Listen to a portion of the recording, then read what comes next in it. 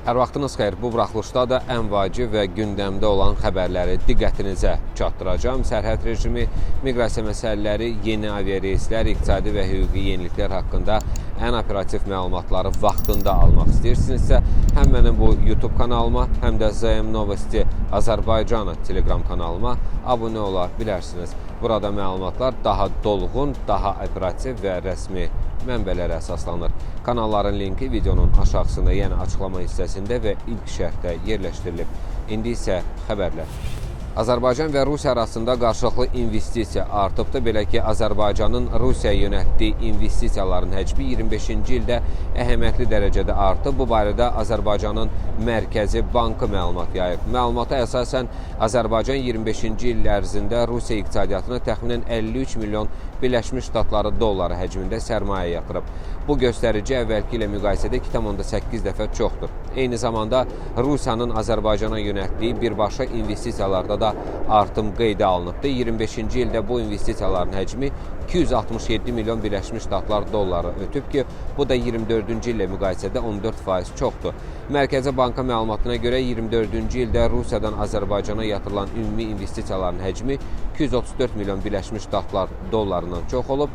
Həmin dövrdə Azərbaycanın Rusiyaya yönəltdiyi investisiyalar isə 18 milyon Birləşmiş Ştatlar dollarını keçir. Rusiyada aviabiletlərin qiymət artımının məhdudlaşdırılması müzakirə olunur. Məlumatlara görə Rusiyada aviabiletlərin kəskin bahalaşması fonunda qiymət artımının məhdudlaşdırılması imkanları müzakirə edilir. Təklifə əsasən aviaşirkətlərə uçuşdan 72 saat əvvəl biletlərin qiymətini artırmaq qadağan oluna bilər. Belə ki, uçuşa 3 gündən az müddət qaldıqda alınan biletlərin qiyməti həmin reys üzrə əvvəlcədən müəyyən edilmiş tarifdən yüksək olmamalıdır. Bu təşəbbüs son anda biletlərin 2-3 dəfə bahalaşmasına səbəb olan dinamik qiymət qoyma praktikasının qarşısını almağa yönəlibdir. Məsələ xüsusilə regionlarda yaşayan əhali üçün aktualdır. Belə ki, bir çox hallarda şəhərlər arası sürətli nəqliyyat vasitəsi kimi yalnız aviareyslər mövcuddur. Eyni zamanda dünya üzrə aviaşirkətlərdə artan xərclərlə üzləşir. Aviasiya yanacağının bahalaşması səbəbindən tariflər və yanacaq yığımları artırılır. Bu artım yaxın şərqdə gərginliyin yüksəlməsi və hava məkanının bir hissəsinin bağlanması ilə əlaqələndirilir ki, bu da logistika və daşıyıcıların xərclərinə təsir göstərir. Mənbələrin məlumatına görə münaqişədən əvvəl təxminən 85-90 dollar olan aviasiya yanacağının bir barelinin qiyməti hazırda 150-200 dollar səviyyəsinə yüksəlibdir. Bu isə aviabiletlərin qiymətlərinə əlavə təzyiq göstərir. Rusiyada miqrasiya siyasətinin növbəti dəfə sərtləşdirilməsi təklif olunur. Belə ki, Rusiyada xarici vətəndaşların sağlamlıq vəziyyətinə nəzarətin gücləndirilməsi ilə bağlı miqrasiya siyasətinin sərtləşdirilməsi məsələsi müzakirə olunur. Təklifə əsasən xarici vətəndaşlarda təhlükəli xəstəliklər aşkarlandığı halda onların ölkədə qalması ilə bağlı qərar mümkün qədər qısa müddətdə qəbul ediləcək. Bu qərar zərurət yaranarsa həmin şəxslərin dərhal ölkədən çıxarılmasını da nəzərdə tuta bilər.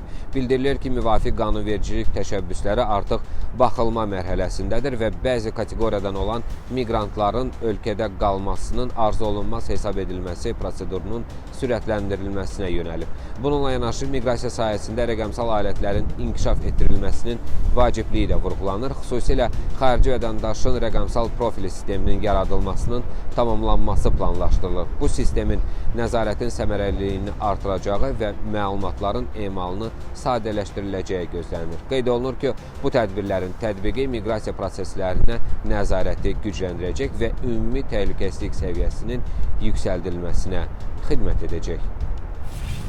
Rusiyada əcnəbilərə sosial ödənişlərin verilməsi qaydalarına yenidən baxılması təklif olunur. Məlumata görə Rusiyada xarici vətəndaşlara sosial ödənişlərin verilməsi qaydalarının dəyişdirilməsi ilə bağlı təşəbbüs irəli sürülübdür. Parlament partiyasının nümayəndələri tərəfindən səsləndirilən təklifə əsasən miqrantların uşaq doğumu və uşağa qulluq üzrə dövlət müavinətlərini alan şəxslər siyahısından çıxarılması nəzərdə tutulur. Təşəbbüs müəlliflərinin fikrincə bu addım sosial dəstək sisteminin daha ünvanlı olmasına imkan verəcək və büdcə vəsaitlərinin ilk növbədə ölkə vətəndaşlarına, xüsusilə demoqrafik vəziyyəti mürəkkəb olan regionlarda yaşayanlara yönəldilməsini təmin edəcək. Qeyd olunur ki, hazırda bəzi xarici işçilər daha yüksək müavinətlərin verildiyi regionlarda ödənişləri rəsmiləşdirir. Bundan sonra isə ailələri ilə birlikdə ölkəni tərk edə bilirlər. Bu baxımdan mövcud qaydaların milli maraqlar və sosial xərclərin səmərəli bölgüsü nəzərə alınmaqla yenidən nəzərdən keçirilməsinin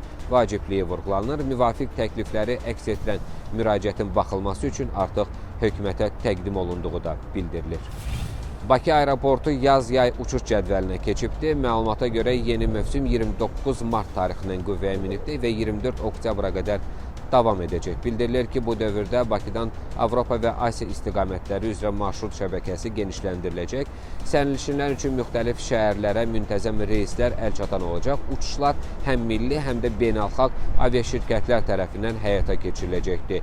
Yay mövsümündə səyahətə tələbatın artacağı nəzərə alınaraq sərnişinlərə aviabiletləri əvvəlcədən bron etmələri tövsiyə olunur. Rahatlıq üçün onlayn qeydiyyat və aeroportda özünə xidmət imkanları da təqdim edilir. Bununla yanaşı sərnişinlərə səfərdən əvvəl reyslərin aktual cədvəlini dəqiqləşdirmək və mümkün dəyişikliklərlə bağlı aviaşirkətlərin rəsmi saytlarını izləmək də məsləhət görünür. Azərbaycandan xaricə turist axını artıbdır, ölkəyə gələnlərin sayında isə cüzi azalma qeydə alınıbdır. Belə ki, bu ilin ilk 2 ayında Azərbaycandan xaricə səfər edənlərin sayı artım nümayiş etdiribdir. Dövlət Statistika Komitəsinin məlumatına görə yanvar-fevral aylarında ölkədən xaricə səfər edənlərin sayı təxminən 299 min nəfərə çatıb ki, bu da ötən ilin eyni dövrü ilə müqayisədə cüzi artım deməkdir. Səfər edən vətəndaşların əksəriyyəti ənənəvi istiqamətlərə üstünlük verib, belə ki, turistlərin böyük hissəsi Türkiyəyə yollanıb. Rusiya və Gürcüstana səfərlərdə müəyyən azalma müşahidə olunsa da İrana gedənlərin sayında artım qeydə alınıbdır. Digər ölkələr də ümumi səfərlərdə mühüm paya malik olub. Xaricə gedənlərin təxminən 3də 2-sini kişilər təşkil edib. Nəqliyyat vasitələrinə gəldikdə isə vətəndaşların əksəriyyəti hava nəqliyyatından istifadə edib. Bununla yanaşı eyni dövrdə Azərbaycana gələn xarici vətəndaşların sayında cüzi azalma qeydə alınıbdır. İlk 2 ayda ölkəyə müxtəlif ölkələrdən ümumilikdə 330 mindən çox əcnəbi və vətəndaşlığı olmayan şəxs səfər edib ki, bu da illik müqayisədə kiçik geriləmədir.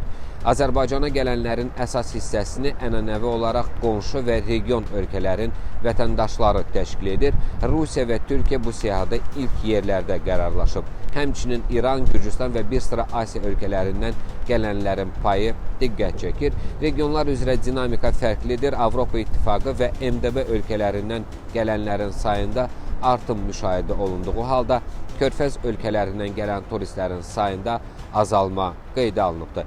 Ölkəyə gələn əcnəbilərin də böyük əksəriyyəti hava nəqliyyatından istifadə edib, qalan hissəsi isə əsasən quru və daha az hallarda dəniz yolu ilə səfər edib. Ümumilikdə ilin əvvəlindən Azərbaycandan xaricə səfərlərin artması fonunda ölkəyə turist axınında sabitliyə yaxın, lakin cüzi azalma müşahidə olunub.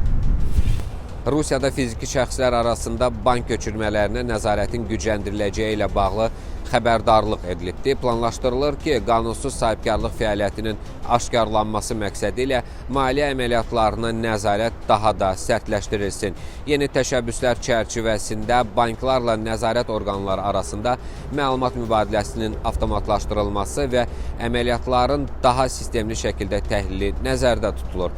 Xüsusilə şübhəli hesab edilən əməliyyatlara diqqət artırılacaq. Buraya mütəmadi olaraq daxil olan iri məbləğli köçürmələr, xüsusən də rəsmi gəliri olmayan şəxslərin hesablarına daxil olan vəsaitlər daxildir. Belə hallarda əlavə yoxlamaların aparılması mümkündür. Hazırda da bəzi hallarda şəxsi kartların kommersiya məqsədi ilə istifadəsi müəyyən edildikdə banklar tərəfindən əməliyyatlara məhdudiyyətlər tətbiq olunur. Gözlənilir ki, yeni qaydalar bu nəzarəti daha da gücləndirəcək və sistemli hala gətirəcək. Mütəxəssislər bildirirlər ki, fiziki şəxslər arasında qarşılıqsız köçürmələr, məsələn, şəxsi yardım və ya hədiyyə xarakterli ödənişlər vergiyə cəlb olunmur. Vergi öhdəliyi yalnız vəsaitin faktiki olaraq mal və ya xidmətin ödənişi olduğu hallarda yaranır. Əgər bir şəxs rəsmi gəlir mənbəyi olmadan mütəmadi şəkildə iri məbləğlər qəbul edirsə, bu nəzarət orqanları tərəfindən yoxlama üçün əsas hesab oluna bilər. Beləliklə, bu buraxılışımızın da sonuna gəldik. Ən vacib və operativ xəbərləri ilk siz almaq istəyirsinizsə, ZM Novosti Azərbaycana Telegram kanalına qoşulun və bu YouTube kanalına da abunə olmağı unutmayın. Linklər videonun altında və ilk şərhdə yerləşdirilib. Növbəti buraxılışda görüşənədək sağ olun, salamat qalın.